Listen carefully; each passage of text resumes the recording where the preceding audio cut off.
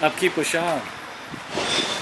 What we're doing today is expanding on the gravel grid project. With the success of the original one, where I parked the RV on the 12,000 pound RV, we're gonna expand this out, 2 grids on the side.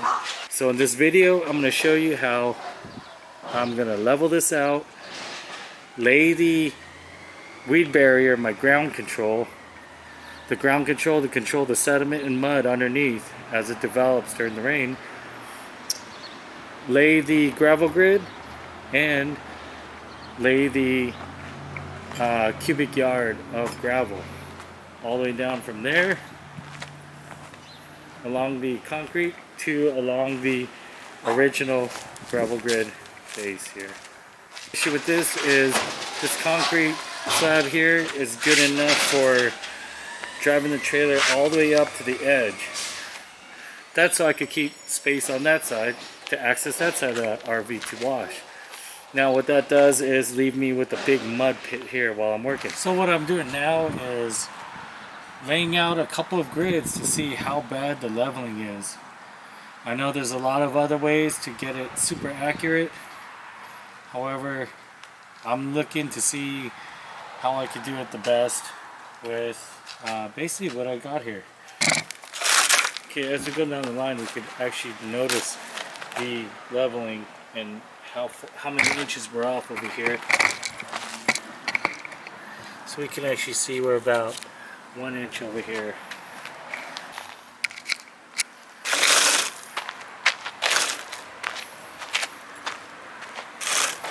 Just to give you an idea, you can see the dip here, and it goes up, and how far we are off over here. Okay, so now I got this area leveled up right on the concrete, so we can actually come out to the edge there and be somewhat level, just right below the concrete, about maybe half an inch or less. That way it gives me a little extra room on top of this grid when I go over it with more gravel. Okay, you can see how I've graded this now. So I've graded it so I got grading coming from the house naturally, and grading coming down from the gravel grid and the driveway, the existing concrete driveway.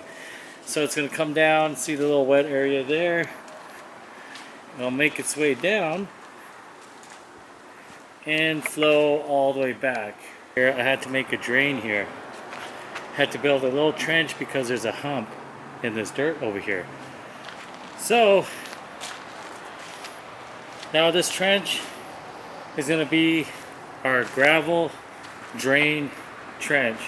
What I mean by that is I'm going to lay down the weed barrier fabric, which is also my soil control to keep all the dirt from shifting and moving during the rain. Gonna run that, lay that down, and over here I'm gonna make a pocket. I'm gonna put that barrier protection inside this trench that I made, and then I'm gonna fill it with gravel. Once I fill it with gravel, I'm gonna bring it level with the rest of the weed barrier.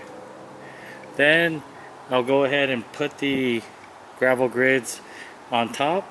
I'll assemble all that and then lay the gravel on top of that. So that'll be the step here, and that's going to be our gravel grid drain. Okay, so now that the area has been graded and it's set up for drainage here out the back,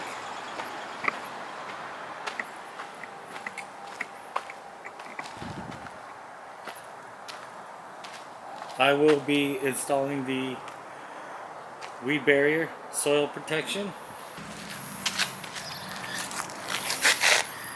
Now the material I'm using here, I have 3 feet by 50 feet of this barrier, so what this is it's a breathable tarp, and this one here has got 3 layers on it. 1 layer felt on top, and then we got the tarp in the middle, the breathable tarp, and then 2 layers of felt on the bottom. Now I like this one because there's an actual green stripe in here. It helps keep me in line, so I know if I'm going out of track or if I'm going crooked. Basically just keeps me in alignment. That's why I like this green stripe here.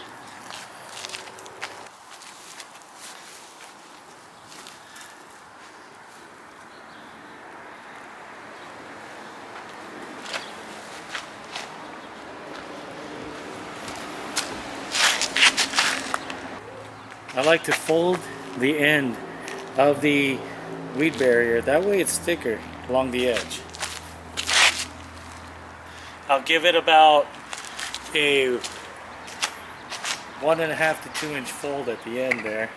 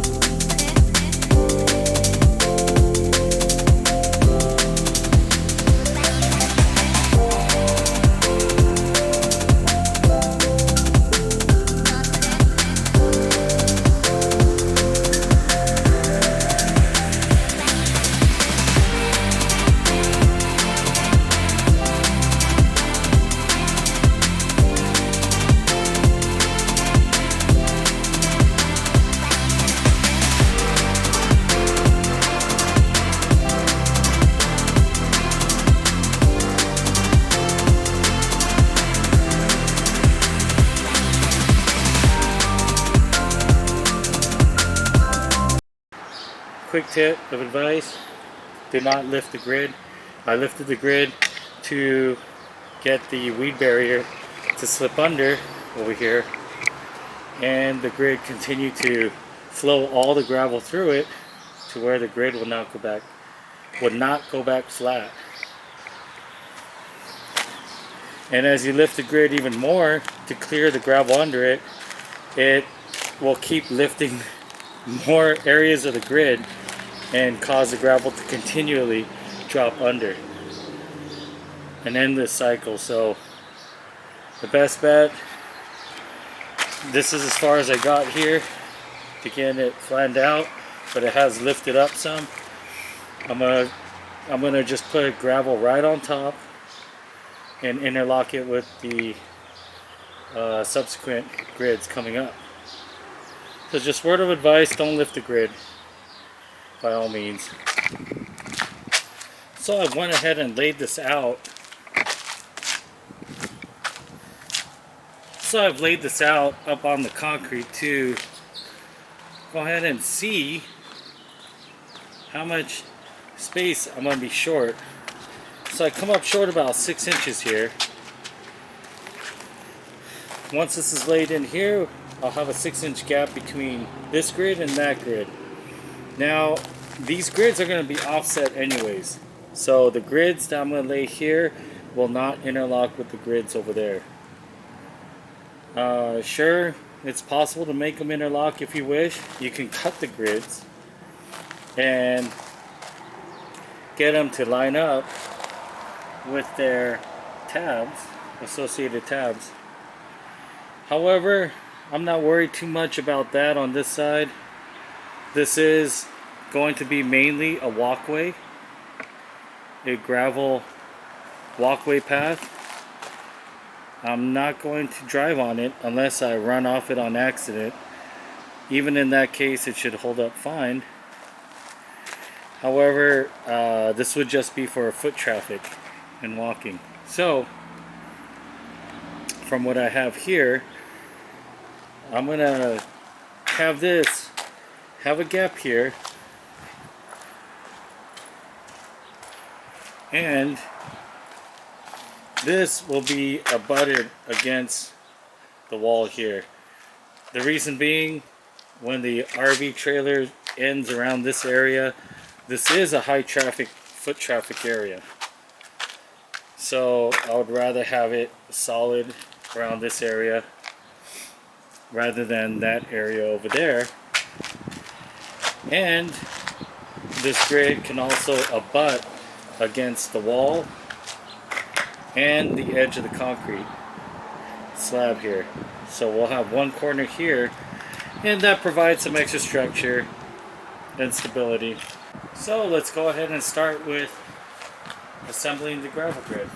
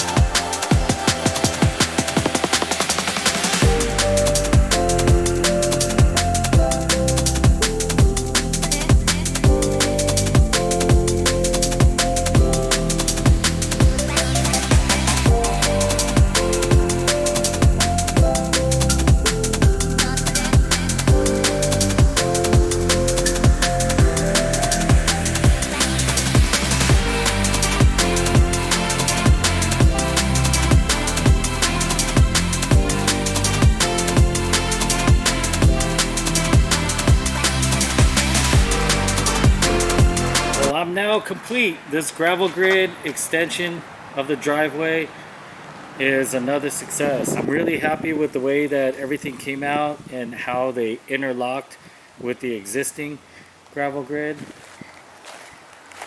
and the looks as well. I am very, very satisfied. It is solid. It compacted with my vehicle, driving on it again, and has worked out excellent during the process of installing it. Had no issues.